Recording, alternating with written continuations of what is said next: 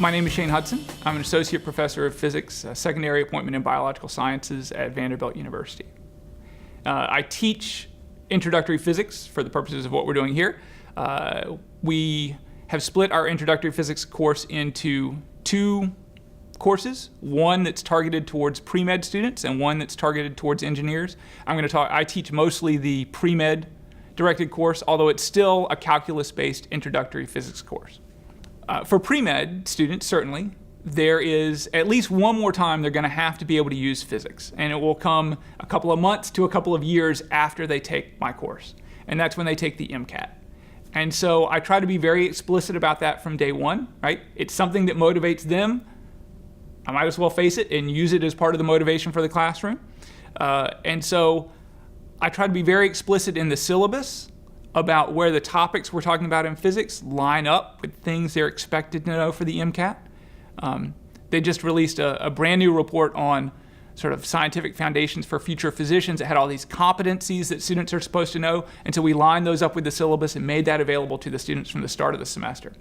And then as we went through the semester, I would mention in class a little bit, not a great deal in class about the MCAT, but we had a few questions that we really did pull from the MCAT, and we did those as example questions in class.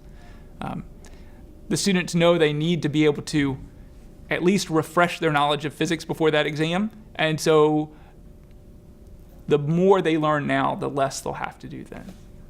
I mean, I would be disappointed in myself if I thought I was teaching to the test, right? That would be miserable to do. But you got to be familiar with it. It's part of the student's motivation, and so I want them to know that I'm familiar with what they're going to face and that I've thought about it to some extent in terms of what I'm teaching them in the classroom. So the two low-stakes assessments in my course both feed into something I call a participation grade that counts 5 points towards their overall score at the end of the year. And those are some online warm-up questions, which are open-ended questions where basically I ask them a question about the real world, something concrete. I don't use the physics language, and the idea is they're supposed to pull out of the reading from the text for that day the connections to the physics we'll be talking about. And then a second one is just, what do you find difficult, what was hard, and they answer that. And so they get credit for that basically just on effort. Did they try? Does it look like they're reading the material? And so grading that's very quick.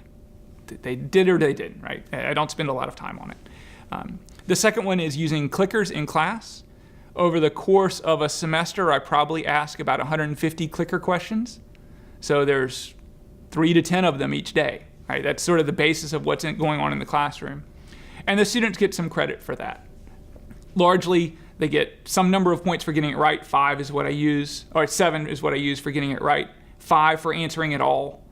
And so the only way they really hurt themselves is if they don't participate, if they don't answer the questions.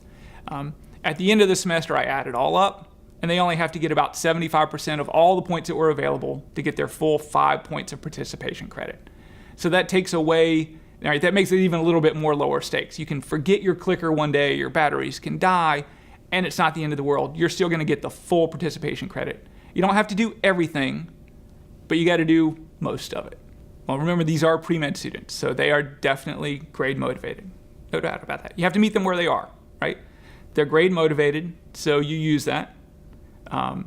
If they realize, 5 points can make the difference between B, B minus, B plus, A minus, right? These matter.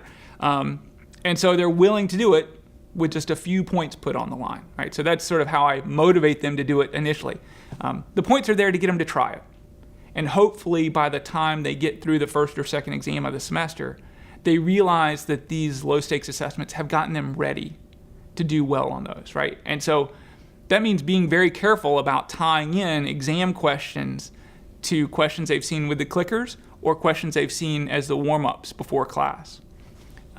And I have to be very explicit about that. I mean, there will be probably a question on the exam that is an exact copy of a clicker question and a few more that are modifications, so they have to think a little bit more on them, right? But they have to know that it's coming up and that these things are going to help them when assessments come along that will have a much bigger impact on their grade.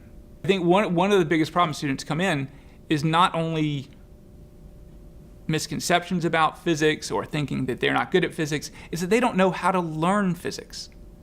And so, yeah, a few points on the line initially to get them to try these methods, and then they realize, oh, this is working. I'm learning something. There's things that are sticking. When I go back to study for the exam, it's not all new to me. I'm not just memorizing formulas or memorizing a few key concepts. This stuff has been drilled in because I've used it over and over again.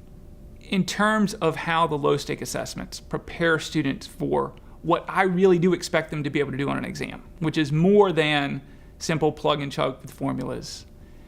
It's really having a deep conceptual understanding of the physics. I think the low-stakes assessments, especially the clicker questions, really prepare them for that from day one, right? So it's okay for them to get those clicker questions wrong. I don't expect them to be perfect right off the bat. But they see what the expectations are for what they have to do later. And so the clicker questions can't be in themselves simple plug and chug. They have to be involved conceptual questions. So it's this balance, right? You don't want one of the clicker questions to take up more than 5 minutes of class, right? But it's got to be well targeted to some concept that you want them to deeply understand, and they have to think just a little, but they don't have to do in-depth calculations or anything like that, right? And so there's a lot that goes into the design of the questions to make sure the students know what your goals are for them, that what you expect them to be able to do come exam time. They see them initially as just practice for the exam, but I see it as pushing them a little bit beyond their comfort envelope, right? Asking them to do things that are hard, right? Students are going to do the easiest thing they can get away with. It's what people do, right? You put them in a circumstance, the easiest path to success is the one they're going to take. And so you've got to make the things you don't want them to do hard and the things you do want them to do easy. And so that's what comes into the design of questions, is how do you make it so the plug and chug route won't get you to the right answer, but having a confirmed conceptual grasp will easily get you to the right answer.